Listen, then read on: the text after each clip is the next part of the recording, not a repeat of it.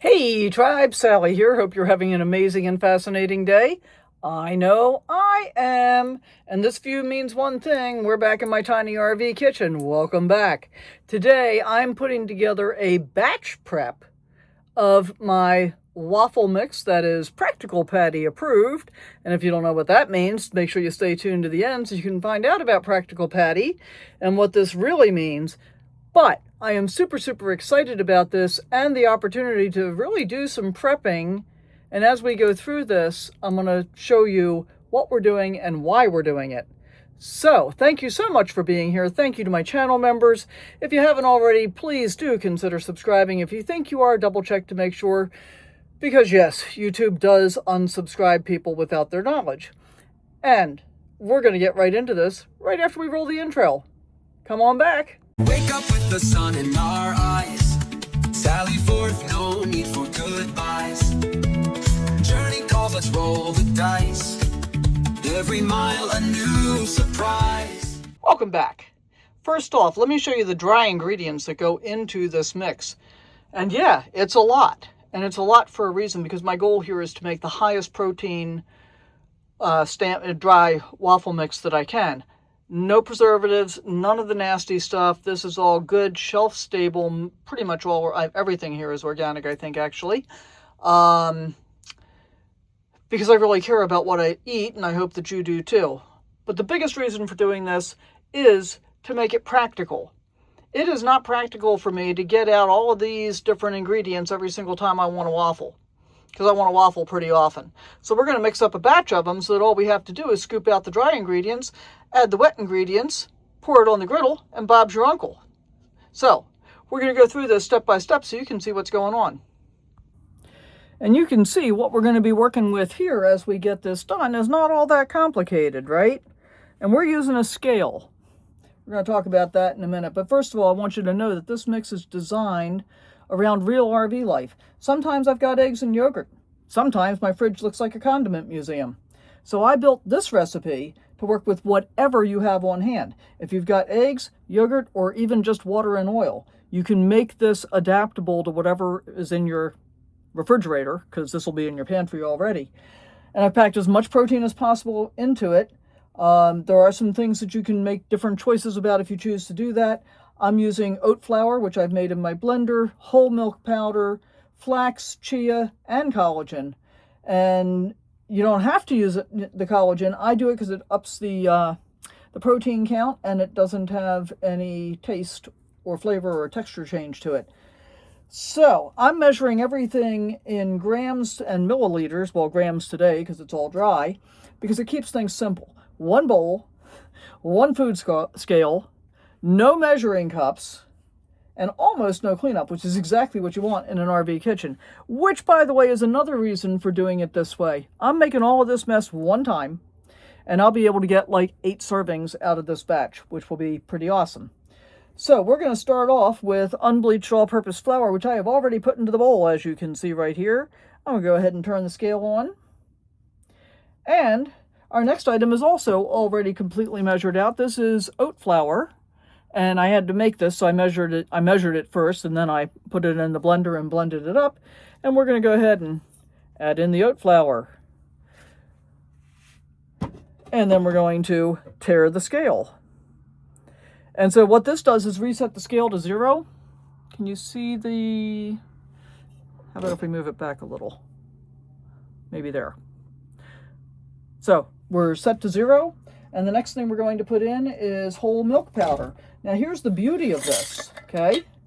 I'm opening the whole milk powder. We're looking for about a half a cup, or 55 to 60 grams.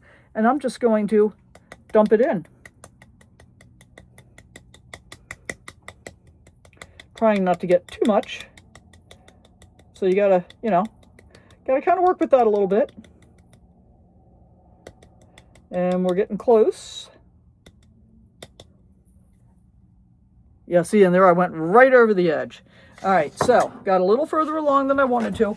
If you want to be able to control it more effectively, you can use an implement to add it. But I'm able to dip down without getting anything else involved and just remove a little of that milk. So the oat flour gives us a nutty flavor and good nutritional value. The bleached flour helps to make it fluffy, and the whole milk does a couple of different things. One of them is it does add some protein. It also means that even if all you've got available is water and like oil in your pantry, then you don't have to have one of those mixes where you're using milk as at the end of it. You don't have to use the yogurt. I do it because it adds more protein, and I like the flavor. Plain Greek yogurt gets me kind of like a sourdough flavor, which I like a lot. All right, so next up we've got collagen peptides, and again we're going to do about a half a cup. Now here's the thing that I found. I use plain collagen peptides. I don't use any. We need to tear this. I don't use any whey protein products. I don't like them personally. And everything I've read about collagen peptides says, oh yeah, you can use them hot or cold. What I have found is I don't like them cold, but I like them just fine in hot things. I put them in my black coffee every morning. So we're up to 18. I think I might have to open the other one. Is that going to be true? Yeah, we only got 33. All right, stand by. I need to open the other container of collagen peptides, and I guess I'll show you what that looks like while we're doing it.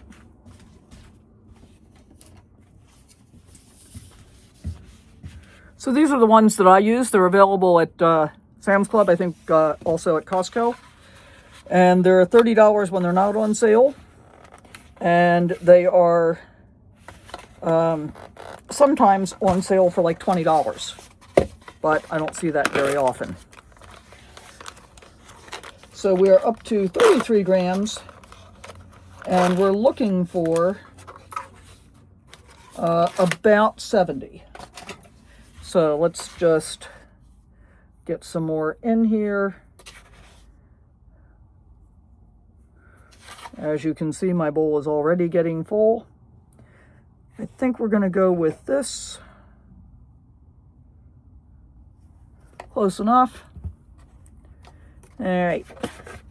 And I will refill my jar a little bit later when we're done with this. So next up, Chia Seeds. Actually, let's do Flax Seeds first. So Flax Seeds, we want about 24 grams. Once again, we're going to tear the scale. Flax Seeds do a couple of different things. Great for fiber, so that's always a good thing. And both Flax Seeds and Chia Seeds help to thicken things up. They also serve as an egg substitute. See how close I'm going to get to right this time. Close enough. All right, so about 24 grams of flax seeds. And this is not, we're not baking per se, so, you know, if it's not exactly right, it really doesn't matter. Gonna tear that scale again, and now we're gonna do chia seeds. And for chia seeds, we're gonna do about 12 grams.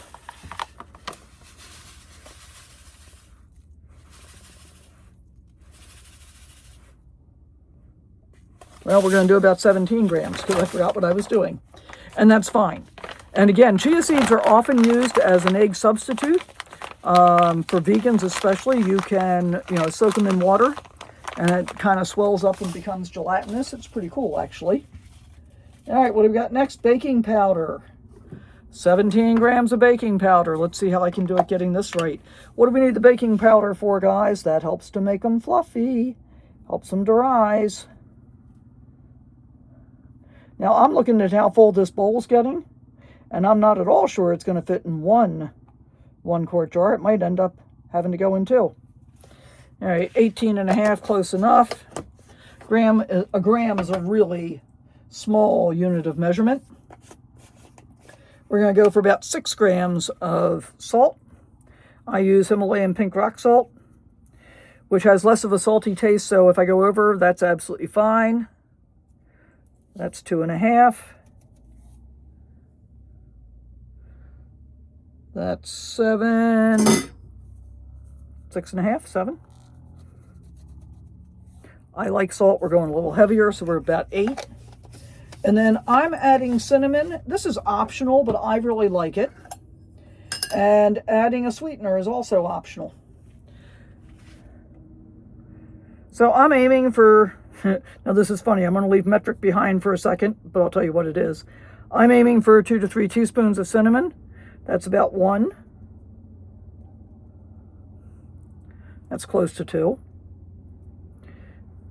And aside from the fact that cinnamon adds a great flavor, it also, I'm going to do a little bit more, it also helps them look a little browner, which is always nice, right? Now, you can also add an optional sweetener. You can do coconut sugar, for example. I'm not putting any sweetener in because I like to have my waffles with syrup most of the time. So now, I'm going to turn the scale off. I'm going to get this out of here, out of the way. And now I am carefully going to mix this up because that bowl is fuller than I thought it was going to be. But I just want to think about the fact that what we're doing here is mixing up all of this and getting like 8 meals out of it.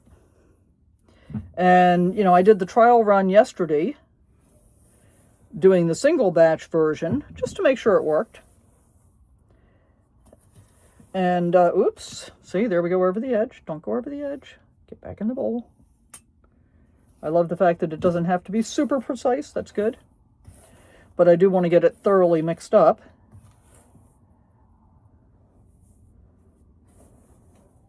Another way to do this is to put it all in a Ziploc bag and shake it up. And I use Ziploc bags a lot for mixing things. And then I take it out of the Ziploc bag because I don't like to store things in plastic if I can possibly avoid it.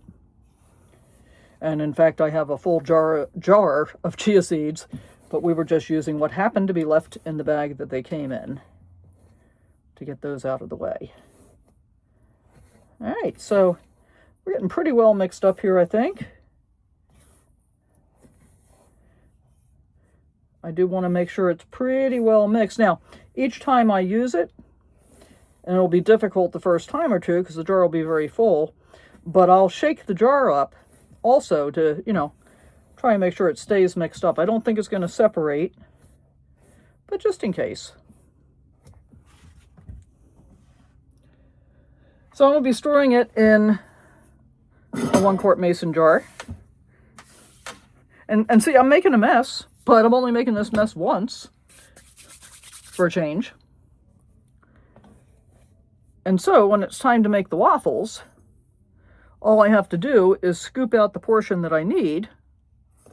And then, you know, for a single serving, I'll be adding an egg, a couple of tablespoons of Greek yogurt, and about a tablespoon or 2 of water. When I tried it yesterday, that might all fit, we'll see. When I tried it yesterday, I ended up with about a tablespoon or so left over. So here's another hint for you. I took the recipe and I went to ChatGPT and I said I made this recipe. And it was almost the right amount, but I ended up with about a tablespoon of leftover batter. Please adjust the measurements for me so that I don't end up with leftovers. Well, I can get almost all of this in the jar. So this bowl has a lid, and this looks like it's probably about 1 serving. I think I might be having a waffle tomorrow. I'm going to set that aside. We're going to pop the lid on here. As soon as I find the lid. There it is. And then I want to show you one other thing that I really like. I'm very happy about this. So I got this mason jar sealer. Oops, don't press the button. And basically all you do is stick it down over the top of the jar and then wait for it to seal the jar. And so all of the jars that I was using today, I sealed yesterday and then I had to pop them right open again. But now, those jars won't get opened again for a while after I reseal them because I don't use that kind of stuff very often. And that's part of the reason I decided to go ahead and get the jar sealer so that that can help even more to keep things fresh. And it definitely does create quite the vacuum. Now, one of the things that I discovered yesterday is you can let this run until it stops, but about 35 to 40 seconds, it seems to be well sealed at that point. Yeah. So, now we're going to label this, because it does look pretty similar to everything else that's in my pantry now. Gotta find my... Where'd my Sharpie go?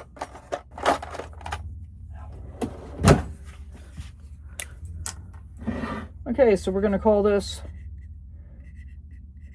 Waffle Mix. And then what I'm going to do is I'm going to write on the side of the jar that, you know, exactly what size the serving is going to be. All right, so we're going to use 40G mix, and I'm going to put in parentheses that's 1/4 cup plus 1 tablespoon, and then we're going to add 1 egg, tablespoon of Greek yogurt. You can do a little more, doesn't matter.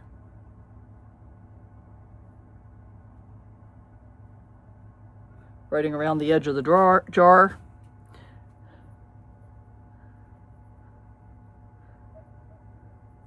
By the way, this is a permanent Sharpie, except it's really not permanent.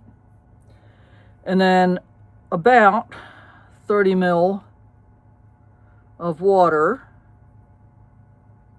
which is about 2 tablespoons.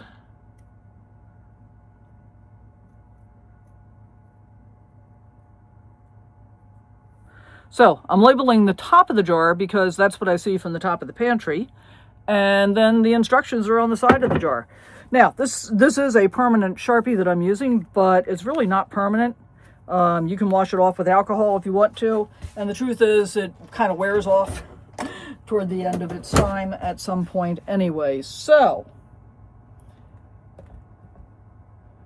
I am pretty excited about this. Hope you are too. Let me flip the camera around for you. All right, so that's my high-protein waffle mix, the Practical Patty way. But who's Practical Patty? Well, she's the part of you that loves efficiency, simplicity, and anything that saves time, water, and effort. She wants clean ingredients and no wasted time. That's my Practical Patty part. Might be yours as well. But we got a couple other personas that are part of this channel, and there might be part of you as well. Tinker Tom, on the other hand, is the guy who wants to experiment. He wants to try almond flour the next time. Maybe swap oats for rye, adjust the ratios. He loves tinkering, whether it's in the kitchen or with other things, you know, in RV life. And then there's Wandering Joe. Well, he just wants a good waffle before heading out to explore. He's here for the adventure, the story, and the freedom of the road.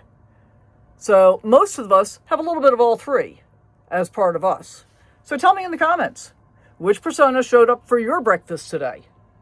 And as always, thanks for cooking with me in my tiny RV kitchen, and I'll see you in the next one. Thanks so much. Bye for now. Wake up with the sun in our